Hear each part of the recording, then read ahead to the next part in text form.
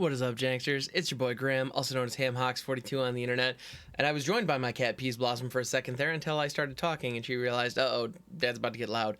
And I probably am, because I'm talking about Magic and it gets me excited. So, today I wanted to take a look at a couple of cards and compare them from their paper version into their new digital version, and specifically I wanted to take a look at Tasha, because Tasha was a card that appeared in Commander Legends 2 Judgment Day, and it's very cool. It's a neat design. It's Tasha the Witch Queen for 3 blue-black. Whenever you cast a spell you don't own, create a 3/3 black demon creature token.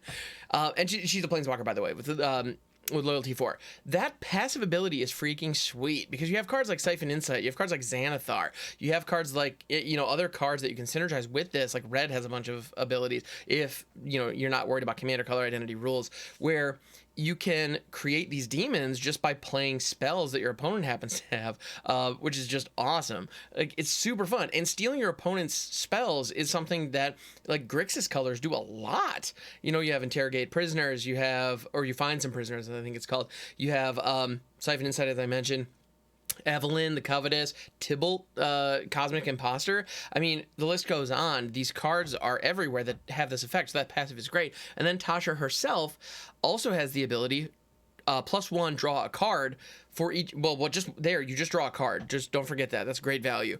For each opponent, exile up to 1 target instant or sorcery card from that player's graveyard and put a page counter on it. And then you can -3, you may cast a spell from among cards in exile with page counters on them without paying its mana cost. So that's pretty darn cool, because you're just tucking these spells away for later. You don't own them. You're stealing them from your opponents, and you get to activate Tasha later and free cast those spells, which is really darn cool. It's just a sweet design. And because presumably your deck is going to be casting stuff you don't own through other means, you're going to be creating these demons to help protect her, which is a big deal in a game of Commander. Now, you need to protect your planeswalkers, because when you've got 3 other players gunning for them, they don't stick around very long. It's just been my experience in Commander anyway. So Tasha's a very cool card. It's clearly built for Commander, and so it's also a very popular character that, people, that D&D fans know, and so as a result, they were, of course, going to include Tasha in Alchemy Horizons, Baldur's Gate. And so by including Tasha in Alchemy Horizons, you might think, sweet, I get to play this as my Brawl Commander. Well, you could play it as your Brawl Commander anyway, because Planeswalkers can be Brawl Commanders, which is great. But, you might think, okay, cool, I can have this style effect, and I can already think about weird decks I'm going to build, and maybe even weird decks in Historic that are going Grixis colors and doing all kinds of those shenanigans. But you'd be disappointed, because while Tasha is appearing in this Alchemy Horizons set, she looks a lot different. Not the artwork. The artwork is exactly the same, which is, I don't have a beef with the artwork being the same in this context, because we're looking at 2 cards that are theoretically similar in nature, that are released around the same time, representing the same character in companion sets. Whatever. And one is in digital and one is in one is in physical cardboard, one's in digital. It just is what it is, and that's fine. However, Tasha Unholy Archmage, or Archmage, I think it's Archmage. Anyway, Tasha Unholy Archmage is a planeswalker as well, for loyalty, for 2 blue-black, so it costs 4 instead of 5, and has the ability +1 until your next turn. Whenever a creature attacks you or Tasha Unholy Archmage, put a -1/-1 counter on that creature. Now, that's actually a really good ability against go-wide decks. Like, if your opponent has a bunch of 1/1 goblins, they effectively can't attack you or Tasha anymore, because they'll die before damage is dealt. That's pretty darn cool. Anything with 1 toughness, like an Elite Spellbinder, all of a sudden is just completely blanked by this. So it's a very powerful effect. However, what the heck does that have to do with the original card? At the end of the day, it protects Tasha. Fine. It also has the benefit of protecting your life total, which is cool. Like, it's a neat ability. I like it, but I don't see how it ties into Tasha the Witch Queen, the original card. And maybe it's not supposed to, and maybe I'm drawing a parallel where it doesn't belong, but, I mean, look at these cards side by side. I feel like a parallel is called for. But anyway, that's just Tasha's just a +1 loyalty ability. -2, target opponent puts a creature card of their choice from their graveyard onto the battlefield under your control, and that creature gains Ward 2. That ability is sweet. I like it a lot. However, because the opponent gets to choose what the creature is, I don't think it's going to be very useful at all. But from a flavor perspective, I can understand how this fits into the same game plan that Tasha the Witch Queen was trying to go after, because Tasha the Witch Queen is all about stealing your opponent's spells. We need to steal their instants and sorceries. We need to cast them regularly. We need to, if we steal our opponent's creatures and stuff, we still get a benefit from them, but whatever. The goal is steal our opponent's things and play their deck against them. It's a very cool strategy and very, very neat. Tasha Unholy Archmage, the Alchemy card, doesn't really do that, but this -2 ability at least steals one of your opponent's creatures. You're still stealing something, so okay, I'll give him that one. Flavorfully, that does make some sense. So, and it gets Ward 2 to help protect itself. All right, I'm not mad at that. So it's a slightly buffed up version of whatever it is. Meanwhile, but the problem is, like, you're gonna want to get your opponent's Questing Beast or their Elder Gargaroth. You're gonna get their Springleaf Dryad or whatever. Like, you're not gonna get, you know, maybe the Llanowar Elf you killed early in the game. Like, that's what you're gonna get. It's not gonna make you happy. But anyway, then we have a -6. Target opponent reveals cards from the top of their library until they reveal 3 creature cards. Put those cards onto the battlefield under your control. That player puts the rest into their graveyard.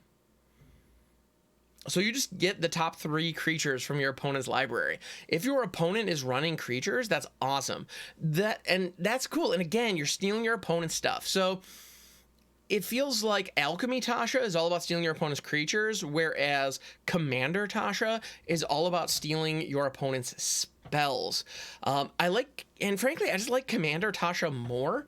She doesn't have that game-breaking ultimate, but she has a very powerful value-generating passive that can help you win the game. So they're very different cards, and while they look very much alike, they are going to be very, very different. So I guess the purpose of this video, what I really want to get to, is if you have been looking at the Commander Legends 2 Battle for Baldur's Gate spoilers, and you're thinking, sweet, I get to finally play with Tasha, Minsc and Boo, and I finally get to play with presumably Elminster and all these other cards, that's fine, you know, in Arena. That's great, but double check their new Alchemy versions, because they're going to be very, very, very different.